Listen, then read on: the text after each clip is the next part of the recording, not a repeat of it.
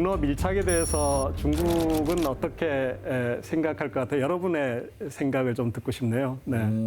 중국은 당연히 화낼 거양 하고 있는. 왜 화낼 거 양이죠?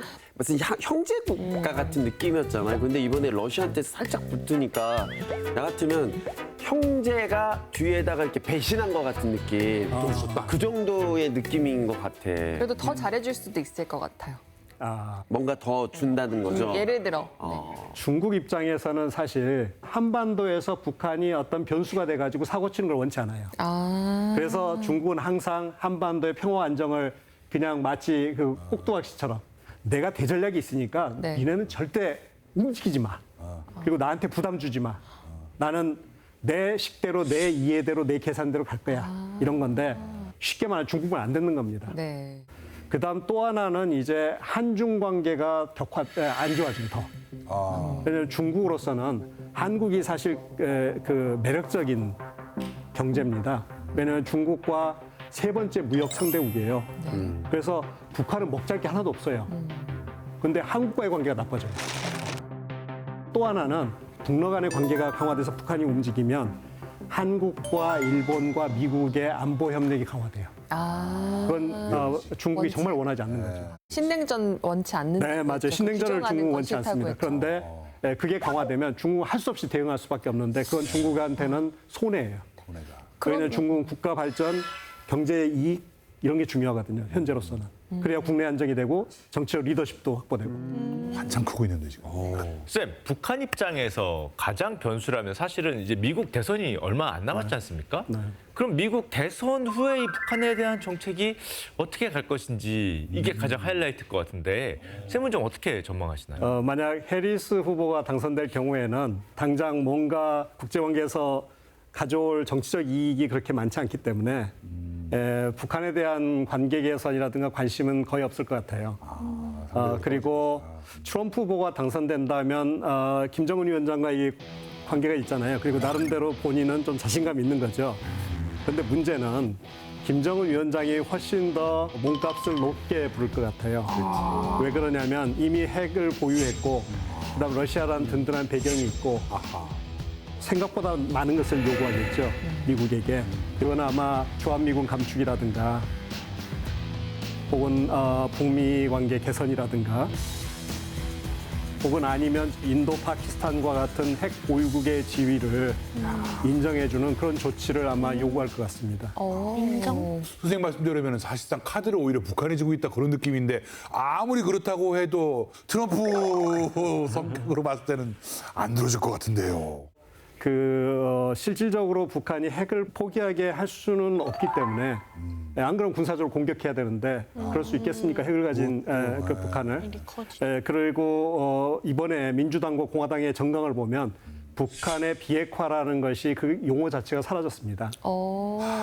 그래서 아주 현실적인 트럼프 입장에서는 북한의 핵 포기를 미국의 정책으로 내세우지 않을 겁니다.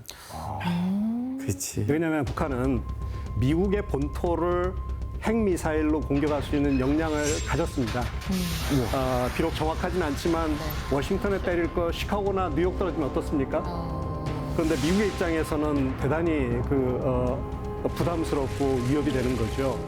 따라서 이런 상황 속에서 과연 미국이 어떤 유사시에 핵으로 공격해 줄 수 있을까, 우리를 위해서.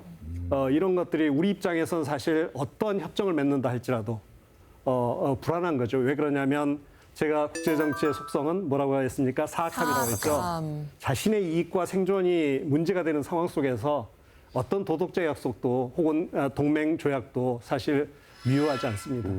그때 상황에 달린 거죠. 그게 이제 국제정치의 속성이라서 우리는 불안해하는 거죠. 그렇게 얘기는 결국 우리도 민석 씨 크게 얘기하세요. 예, 의견 표명하시는 것 같은데. 우리도 그 얘기들이 위성 지금- 발사하자. 그러면은 중국이 그렇게 탐탁지 않아 함에도 불구하고 그렇게 북한이 그 러시아하고 가까워지지 않습니까? 네. 그럼 정작 푸틴은 또 왜 그렇게 또 속내가 따로 뭐가 있습니까? 푸틴은 그 상황을 과소평가한 것 같아요. 이렇게 우크라이나가 조직적으로 체계적으로 저항할 줄은, 그리고 서방 세계가 그렇게 지원할 줄은 몰랐던 거죠. 거의 그러다 며칠이면 보니까 함락? 이제 전쟁이 장기화되니까 여러 가지 많은 것들이 필요한 거죠. 근데 그걸 가장 잘 준비한 나라가 어디죠? 가까이 있는 북한인가요? 아, 네, 북한입니다. 아. 왜 그러냐면 오랫동안 분단국이었기 때문에 탄약도 많이 비축했고요. 그래서 북한의 도움이 필요했던 거고요. 더군다나 이제 만약 트럼프가 대통령이 돼서 네. 러시아하고 협상을 한다면 그 북한의 영향력을 행사할 수 있는 러시아의 미국에 대해서 자랑할 수 있는, 우리 이런 것도 가졌어. 그러니까 나한테 더 많은 대가를 지불해야지 라고 할 수 있는 중요한 카드도 되는 겁니다. 그럼 지금 쌤이 계속 말씀해 주신 것처럼 북한이랑 러시아가 가깝게 지내는 걸 중국은 별로 좋아하지 않잖아요. 근데 그러면 러시아는 지금 중국에 대한 태도를 어떻게 취하고 있는 거예요? 지금 현재 러시아와 중국의 관계는 역사상 최고로 좋은 관계라고 서로 선언하고 있습니다. 특히 이제 푸틴 대통령이 대선에서 승리해서 집권 5기로 갔을 때 가장 처음 방문했던 나라가 중국인 거죠. 이거는 이제 아마 미국을 견제한다는 공동의 목표가 분명한 거죠.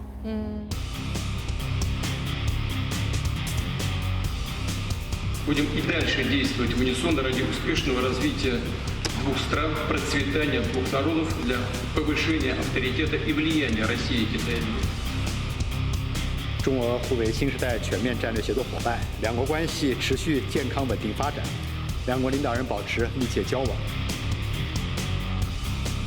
무슨 혈맹에 그냥 탁 엮인 것처럼 아주 네. 돈독한 관계인 것 같은데 이해관계도 잘 맞고.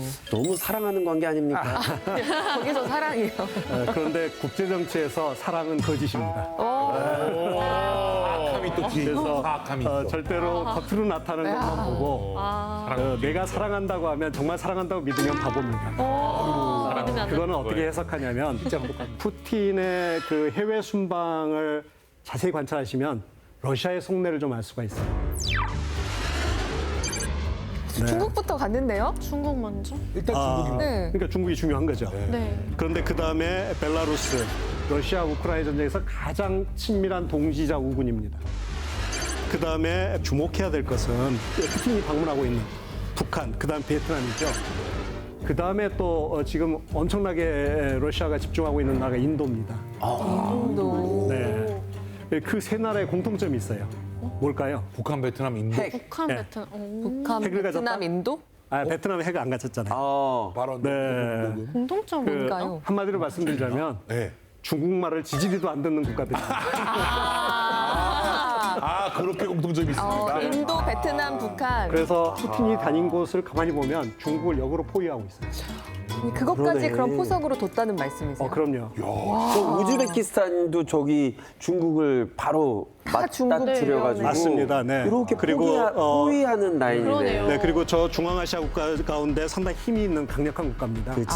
그래서 심지어는 이들 국가들은 중국에 대해서 무력을 동원해서 대항할 수 있는 역량을 가진 국가들입니다. 군사력이 있다는 거. 거의 바둑이군요. 거의 제정세 같은. 네, 그렇게 보시면 네, 깊은 수를 두는 거죠. 이야. 네. 진짜. 그러면은 쌤 아까 전에 무슨 사랑은 국제 정치에서 가짜라고 말씀하셨는데 속내는 완전히 다르고 겉면과 앞면이 다른 네. 이 상대를 뭐 전혀 믿고 있지 않는 그런 느낌이 확 드는데요. 네, 네. 러시아는 미국을 견제하기 위해서 사실 협력하고 있지만 러시아만의 특별한 국제정치에 대한 비전 그리고 목표가 따로 있습니다. 그거는 중국과 협력해서 세계의 질서를 어떻게 뭐 바꾸겠다 이것보다도 일단은 러시아의 기존의 어떤 그 원래의 제국의 권위, 영향력은 우선적으로 확보하겠다. 이런 게 일차적인 목표고요. 중국은 나는 미국과 견져서 세계 패권을 다투는 데인데 러시아는 그런 국가가 아니잖아. 그러니까 너하고 나하고는 차원이 달라. 이렇게 다른 동상이몽의 또 생각을 가지고 있는 거죠.